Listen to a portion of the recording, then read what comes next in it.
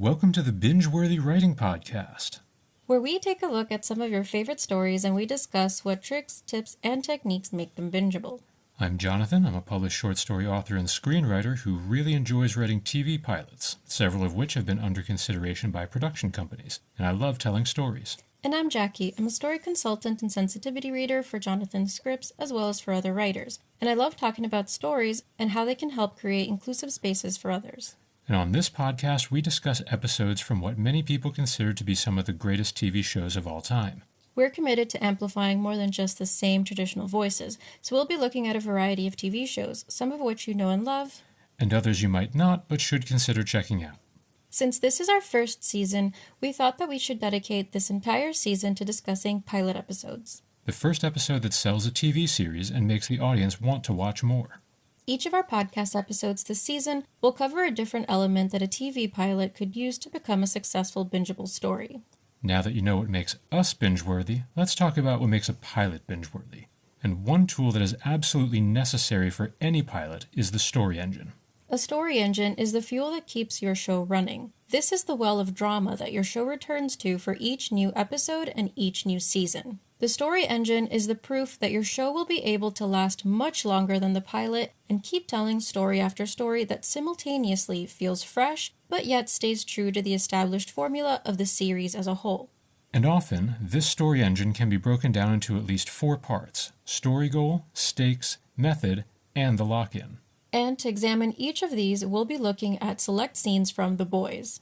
As many of you know, The Boys is a superhero drama that ran for 5 seasons, with its final season just premiering this year. It was based upon a comic book series created by Garth Ennis and Derek Robertson. So what we'll do now is we'll do a dramatic reading of select scenes from the pilot of The Boys, which we'll be doing through fair use for the purposes of educating our audience. And every time something stands out to one of us, we'll stop the reading and talk about it. We'll focus on what makes the storytelling stand out as excellent, but sometimes we might discuss the differences between what's written in the pilot and what got filmed. And then when we're done, we'll recap our takeaways. Also, our usual disclaimer, Jackie and I may make some mistakes about the show's lore, but really we're here to give our take on just these select scenes and how they set up the story engine for the series. And we'll also try to keep our comments contained to just the show's pilot episode. And bear in mind that any character analyses that we do for the pilot will get quickly outdated as the series progresses from episode to episode, so let's just focus on the pilot. But before we get into our dramatic reading, let's talk about the first part of the story engine, story goal. The story goal is a measurable goal that the protagonist, or protagonists, are working toward accomplishing. Every single episode of the series should show the characters getting closer to or farther from achieving that goal. This is the show's reason for existing. Nice. And with that out of the way, let's get right into it. For the purposes of orienting our audience, I will be the narrator. I will also be Butcher, trying to do the best I can with a Cockney accent, and Jackie will be Huey. Also, just to give some context, we're jumping in at around page 20 of the screenplay, and at this point, Huey, within the first 5 minutes of the screenplay, Huey's girlfriend was murdered, perhaps accidentally, perhaps not, by a superhero, one of the major superheroes in this universe. And the company that said superhero works for, that's the superhero A-Train, who might get discussed, the company tries to sweep it under the rug.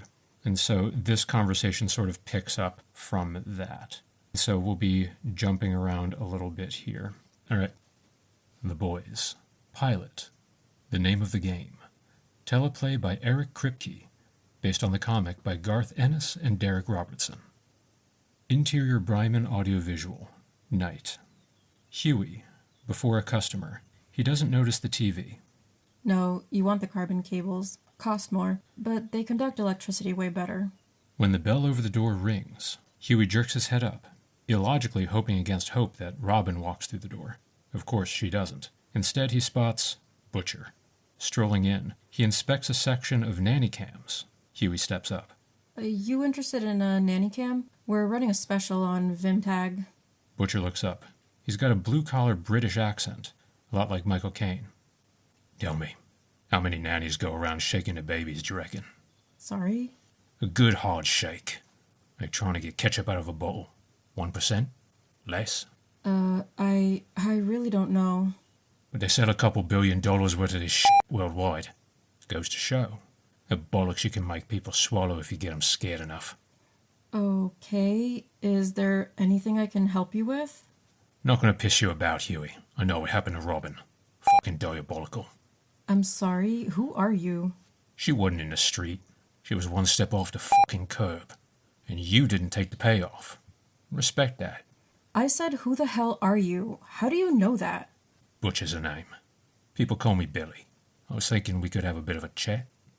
So let's pause there. So we are talking about the story goal here. And so Huey is one of the major point of view characters. And so his girlfriend got murdered by a superhero, and there's no justice. Their lawyers came by. They offered to pay him off for an insultingly small amount of money, and he did not want to take it. All of this was shown in the screenplay earlier, but Butcher kind of summarized it here in this scene. And so the story goal for Huey is to get justice for Robin, and as a result, to get justice for the other sorts of people who are the victims of collateral damage of superheroes. But the thing is, justice is kind of one of those things that you can't always tell whether you've arrived there or not. So this goal has to be measurable. And so they're going to get into a little bit about how the show can measure, how close they can get to this sort of thing. But also, there's another concept in the story engine that needs to be addressed that was kind of already sort of talked about, which is stakes. Stakes is why you can't ignore the problem, right? So Robin is dead. People dying and having the potential for other people to keep dying in the future is very compelling stakes, where if Huey just ignores the problem, he could be costing other people their lives. So this show is already establishing 2 of our 4 things. I know I kind of jumped around there, but do you want to sound off on that? Yeah, I would just add that, I suppose one of the things he would leave on the table if he doesn't engage is, some form of closure for him, because this was a tragedy, unexpected, he didn't know it was coming, obviously, so yeah, that might be another part of that. Yeah, for sure. There are various parts of the pilot where it shows that he has PTSD surrounding this. He goes into a convenience store and this superhero is on all kinds of merchandise, and Huey goes into a bit of a panic attack, and it's so closure is not only something that he seeks, but it's also some leverage that he uses a little bit later in the pilot. We might not get into that because we have a lot of ground to cover here. But let's keep continuing with the scene. Exterior Times Square, night. Open on the FBI card. Huey inspects it. Huey, Butcher, pass more and more pedestrians as they near the neon atomic blast of Times Square. You're a Fed? You don't sound like a Fed. I can't fucking immigrate. There's a big green crumpet out in the harbor that says different. You don't look like one either. Oh? What do I look like? You look like a porno version of the Matrix. Butcher smirks. Huey's got spark. He nods at the ID. Well, it's right there in black and white. But if you want to give a look-see up my bum to be sure, you go right ahead. So what exactly can I do for you? It's what I can do for you, my son. Help you get payback for your girl. You ain't alone, Huey. Happens a lot more than you think. Soups lose over 100 people a year to collateral damage. That can't be true. That's true? It's not that they ain't strong, it's that they don't care. We're just ants to them. Come on, it'll be all over the news. People'd be screaming bloody murder. Might be the odd mention now and again, like with Robin. But there's a lot more they don't tell you. It gets swept under the rug. Why? It ain't obvious.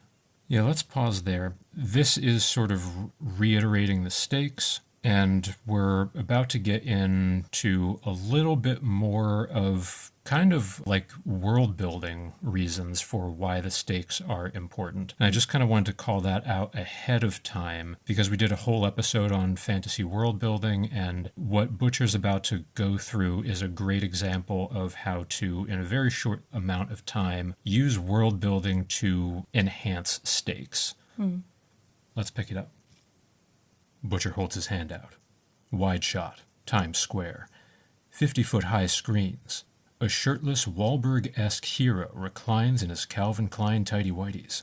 A-Train in a Nike shoe spot. A movie. Tech Night begins. The Vought Store. Tourists take their photos with cardboard hero cutouts. Superheroes are inescapable, pretty much like the actual Times Square. And movie tickets, and the lobbyists, and the fucking shoes. But mostly, people like that cozy feeling soups give 'em. You got someone to swoop in and save the day for you. Then you don't gotta do it yourself. You don't know half the shit they're up to. You'd curl your hair and straighten your curlies. That's where I come in. Come in? To do what? Spunk the bastards. They have a step too far out of line. How do you spank a soup? Ways and means. You don't need a fucking glowy green rock to find someone's weakness. Come on. Where? You'll love it. Hold on. Thank you for an extremely weird conversation, but I'm not sure what this... And I think I should probably get back. Mate, once I go, I'm gone. This is your one and only. Besides, what do you got to lose you ain't already lost? Close on Huey. Thinking. All right. So we've got kind of an early version of the lock-in. Now, I haven't really outlined what that is. A lock-in is what I personally refer to as a reason that keeps the hero or the protagonist involved in the adventure, and like he can't just, well, in this case it's a he, obviously, like there are heroes of all genders. But in this case, our protagonist here, Huey, he can't just like bail. He can't think this over and then come back and find Butcher, because Butcher's kind of like a ghost who just wandered into his life and will wander out and will be unfindable. So Huey either has to say yes now or not. And so this is kind of a version of a lock-in where it's kind of like this point of no return where Huey, there's like a branching path for Huey. He either says yes and he can't turn back from saying yes, or he says no forever and can't turn back from saying no forever. And so they've sort of tied this into the stakes, as the lock-in often does, surrounding the death of his girlfriend Robin at the hands or feet of A-Train, the super speedster. And so this is kind of like an early version. A lot of TV pilots will have two sorts of versions of the lock-in. One is an early-ish version at about 1/3 of the runtime, so that way they kind of get involved into the adventure. And then there will be another lock-in at the end of the episode that's even bigger and even more of a point of no return, where it's like, oh, you're involved in this story now, and like you can't just back out and have your life go back to normal after this. Like you have to keep continuing in this same way so that the rest of the show happens. And so we're getting a bit of that 1/3 of the runtime lock-in right now. We'll read the big one that happens at the end of the episode. Do you have anything to sound off on? Yeah, I think this is maybe like only a small part of it in terms of the lock-in, but just like how you said, Butcher's kind of like a ghost, like he comes in whenever. I think to me, part of that subtext is this is a guy not only that can find you like he did Huey, but someone that may either not take no for an answer, or it's a bit of a threat that like he's told you his plan and like he may not let you walk away with that information. Not that he gave him an explicit, 5-point plan of everything he's going to do, but at least the vibe that I would get is like this person, is on to me. I'm not sure if I can say no and like be alive still, or like be able to forget about him and fully like walk away. So not to say that there isn't that branching point, but there's a risk also to like saying no, other than personally not getting closure or any of the other things that we talked about, is at least the vibe I'm getting. Yeah, that's definitely valid and a little bit in character for the Butcher that the series eventually portrays. So now what we're going to do is we're going to get into the method. This is what your characters do in each episode that your audience will want to tune into. Like, what is going to happen in every episode that gets your protagonists closer to their goals? And what is the main problem-solving technique they will be employing in each episode to do this? And so we have a little bit of a scene here, maybe about 10 minutes after the scene that we just read. They're in a dive bar that the superheroes frequent. So we'll pick up here. Interior dive bar, night. The dive bar of your dreams, all dark wood and character. Huey sits at a private booth, beer in front of him, Butcher across, nursing a soda water. Huey, digesting what he just saw, quiet, pissed. They're all like that? All of them? Even the Homelander? Butcher skips the tiniest half beat. Voice goes to the tiniest bit flat. Something's going on here, but we don't dwell. Homeland is the exception. Doesn't drink, smoke, fucking saint. But the rest? Yeah, pretty much. Yeah, have a shufti at this. From a manila folder, Butcher removes some densely printed papers, spreads them on the table. What are these? Police log. Note of Robin's death. Couple bar fights. Some cars got nicked. Know what's not in there? No banks triggering any alarms. No one charged with robbery at central booking. A-Train stopped 2 bank robbers, my ass. Someone's covering something up. Covering up what? Okay, let's pause there, because I don't think I provide the necessary context for this. So the dive bar that they're in is a dive bar where we see superheroes kind of misbehaving, and they're acting in ways that are a little bit seedier than their public presenting personas. So that is why Huey is pissed when he sees all of this activity, when he's talking with Butcher. And furthermore, earlier in the pilot, the reason that the superhero A-Train that killed Huey's girlfriend could not be prosecuted for murder is because he was responding to a crime in progress. And so there's this law that gives superheroes immunity to any potential wrongdoing they commit while in the exercising of their official duties. So the official story was that A-Train was responding to a robbery, and that's why he couldn't be held accountable for Huey's girlfriend's death. But Butcher points out here that, there's holes in that story. So what we're seeing is they're doing some detective work here, and this is the seeds of what the audience is going to be tuning in for. Like, they're going to be doing detective work. They're going to be trying to figure out, how can we take these folks down through either investigation, through spycraft, through things like that.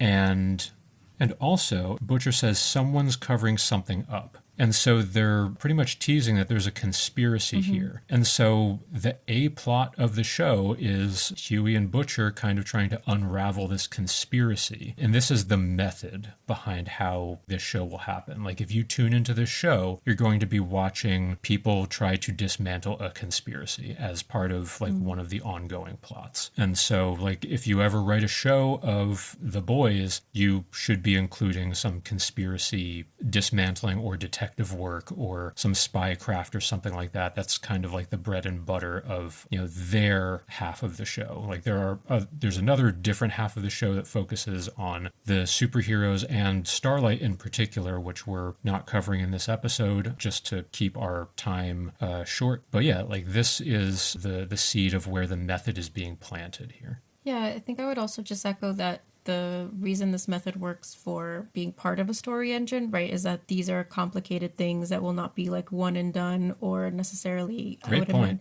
I would imagine easily accomplished, right? It's a long-term goal. There's probably a lot of false leads, right? It's just a lot of tedious work over time. So it's certainly something that can sell to your audience that this is going to be a long-term project. And so I'm intrigued to see how this unfolds, which means I got to watch lots of episodes, right? So it's an easy way to kind of sell that, this is going to be a show with an interesting goal that is going to keep you interested in these methods along the way. Great points. Let's pick up and see how they keep sort of emphasizing this. Covering up what? We replay flashes of Huey, Robin, and A-Train from the opening to illustrate Butcher's case. Whatever A-Train was doing that night. You said he looks scared, but what's he got to be scared of? What did he mean he can't stop? And what was in that bag? All sounds bleeding dodgy to me. So the big question is, where was he running? Or who was he running from? Butcher regards Huey, impressed, smart. Yeah, true, good point. Figure that out, and we'll have the fucker. Got a nose for this shit, and I'm telling you, I can smell it. Huey stares at the reports, feels emboldened. Okay, how can I help? Ring Vought, tell him you'll take the money, sign the NDA, but only if A trains there in person when you do. Wait, why would I? I don't know. Say you gotta shake his hand, for closure. He'll invite you into the 7 Tower to meet him, pass the security, and then, my son, you're gonna stick a bug in the place, and we'll have a listen, really see what's going on. So sorry, you want me to go into the 7 Tower by myself and plant a bug? Like I'm fucking James Bond? Huey, why do you think I came to you in the first place? For the good of me health? Again, Huey's breathing grows shallow. He pales, starting to have another PTSD attack. You gotta come with me. No way to give me a fucking pass. What if something goes wrong? It won't. Oh, okay. Really comforting. And easy for you to say as you sit out here on your arse. I mean, you're FBI. If you're fucking FBI, get a warrant. Why do you need me? I got a warrant, but that place is firewalled and untappable and locked up tighter than a nun's clutch. I couldn't sneak in myself, not in a million years. But you can. Okay, we'll pause there. And so now we have even more of the method. There's talk of planting a bug, which is very much spycraft stuff. And also we get sort of the sense of, at least as far as Huey knows, Butcher is with the FBI, and all of the stuff that he's doing here is, quote unquote, above board. And, they're doing investigative type stuff. And so he's going along with that. Do you have anything to add?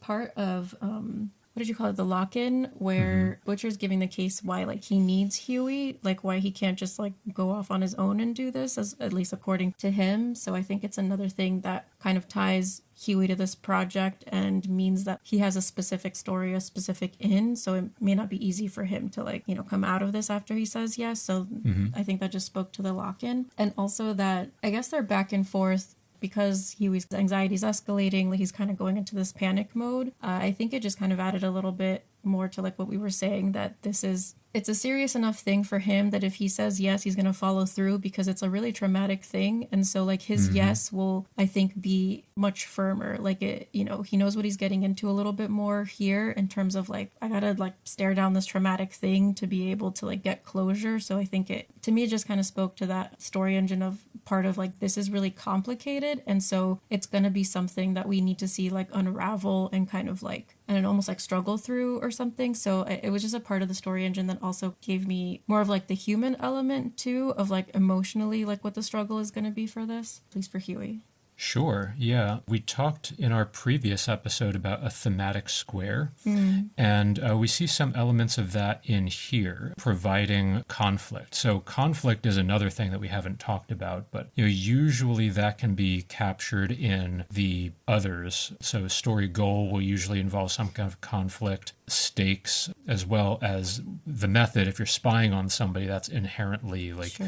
You're trying to make sure that they don't notice you. So really conflict is the heart of what you need to capture in a story engine, no matter what. And we also see conflict between the characters, and we can put them in the thematic square, right? So at least in the pilot episode, Huey believes in holding folks to accountability and making sure that they're transparent. Butcher, as we'll see in the next selection that we have to read, he believes in holding people to accountability, but he is not transparent, at least when it comes to himself. He lies constantly, and we'll soon see in this next scene that he's not even FBI. And so, that's a bit of a counterpoint to Huey. And then in terms of being a bit of a contradiction. And then the negation of the negation is the soups themselves, or the 7 as owned by this company, Vought. they are not held accountable, and they are also not transparent with like who they even really are, at least most of them. There's a complete absence of that.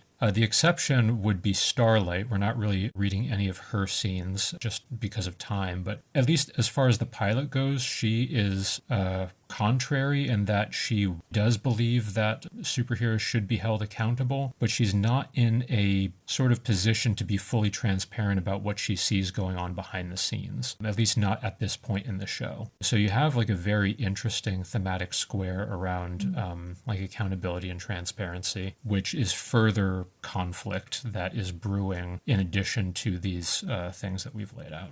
But yeah, let us skip to the end where we get the final lock-in.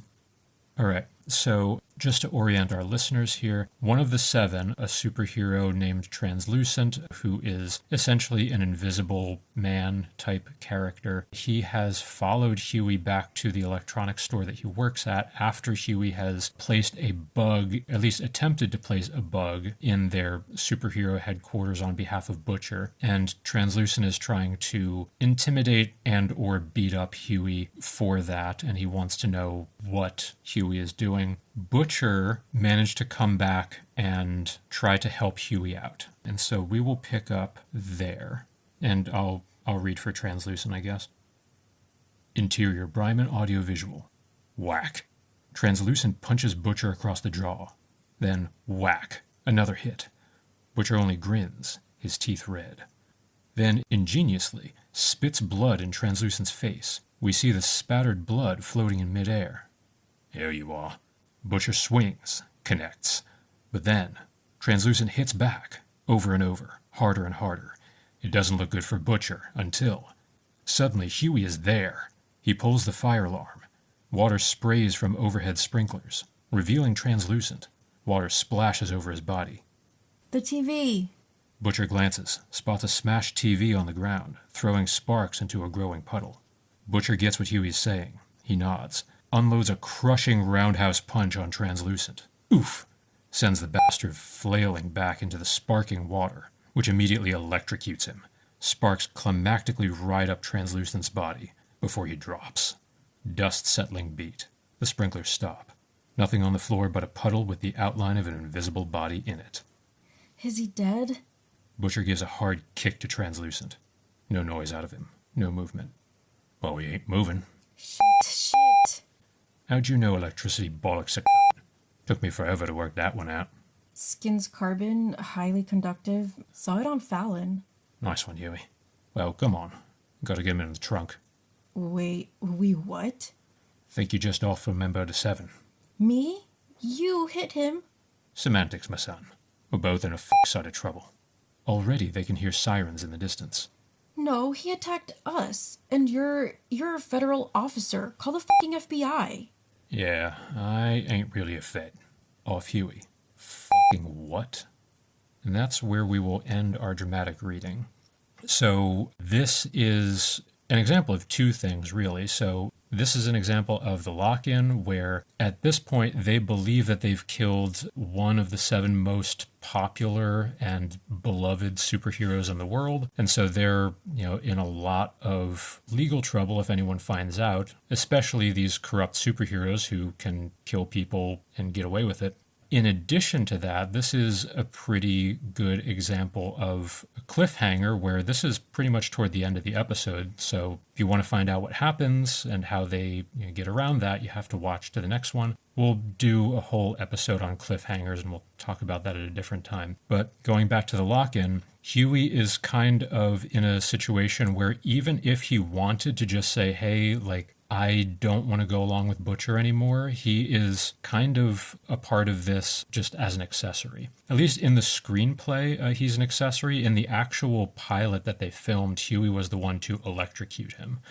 So it's even worse for Huey in the pilot. So he is involved. There is no way he can extricate himself and have his life go back to normal. So he is fully locked in to joining Butcher at this point. And so that is how this story kind of keeps evolving and keeps going. And this is the fuel that we keep returning to. And also, we kind of see that Butcher is this person who can't really be trusted. And so that's another thing, that a part of the story that we can keep turning to, where he could just be causing problems for people just simply by lying.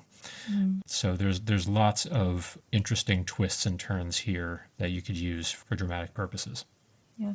I suppose, like, would he fit into, not quite method, but, like, his methods are so unpredictable that, like, that will potentially, like you said, cause some situation that could be complicated, and, like, it's just additional fuel for exploring, like, where the story goes, I suppose. Sure. Butcher's methods are closer to, like, spycraft and spy work, where you have to be really comfortable with lying to people and, like, just doing a whole bunch of covert stuff, which is kind of the contradiction of where Huey starts, where he's not really, where he wants people to be accountable and transparent, whereas Butcher, he wants the soups to be accountable and transparent, but his own methods, he couldn't care less to hold himself to account.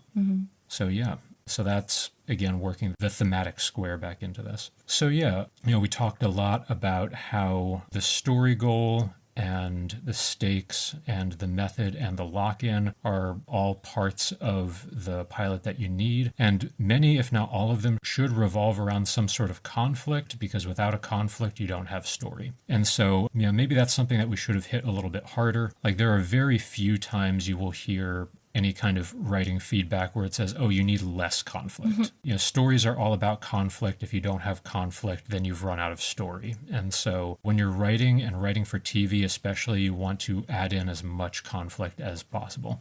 Yeah, and altogether, like, all those different parts do kind of create that story engine, right, that keeps things going. They all kind of have to work together to, like, give you that potential and that fuel to keep moving forward, like, episode to episode. All right. Well, why don't you take us out? We hope these discussions can help writers of all walks to help diversify the media landscape even more. And let us know on socials if there are any shows or series you'd like us to break down in a future episode. I'm Jonathan. I'm Jackie. Thank you for tuning in, and take care and stay safe. Bye.